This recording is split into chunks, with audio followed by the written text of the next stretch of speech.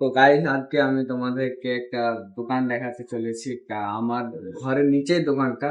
তো চলো যাওয়া যাক দোকানে।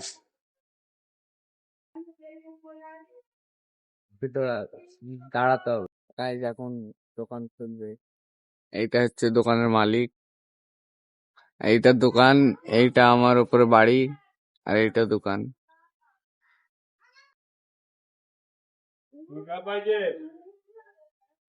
দিয়ে दीजिए।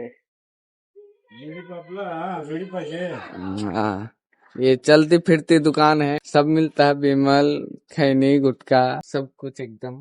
अभी एक दे दो, चार वहाँ। ये हमारा बीड़ी, ये हम रूम पे जाके खाएंगे। बीड़ी नहीं चलेगा, धारे।